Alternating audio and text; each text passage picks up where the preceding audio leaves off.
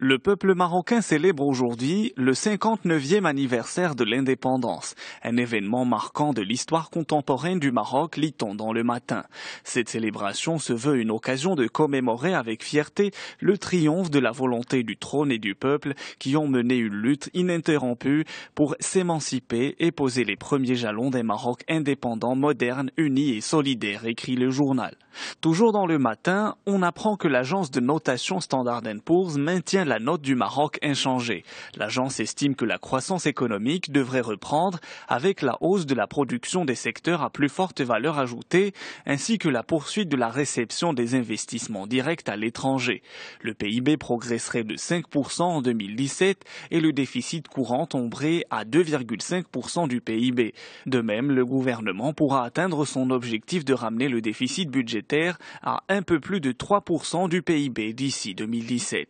Le quotidien L'Opinion nous informe que les travaux de forage du puits d'exploration pétrolière de Tamanar ont été lancés samedi dans la province d'Essaouira. Le lancement de ces travaux, entrepris par des compagnies pakistanaises et chinoises, a été marqué par une cérémonie organisée en présence de plusieurs responsables. Cette opération de forage ne constitue qu'une des étapes composant le processus de prospection pétrolière ou gazière, a indiqué à la presse le ministre de l'Énergie, des Mines, de l'Eau et de l'Environnement, Abdelkader Amara.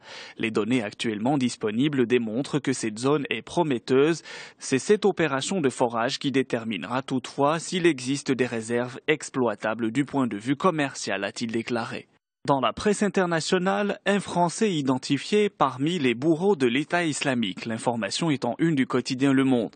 Il s'appelle Maxime Ochar, 22 ans, bourreau présumé. Il est originaire de l'Eure et s'est converti à l'islam à 17 ans. Le djihadiste agissant à visage découvert a été identifié par les enquêteurs français. Il fait partie des bourreaux qui ont décapité 18 soldats syriens.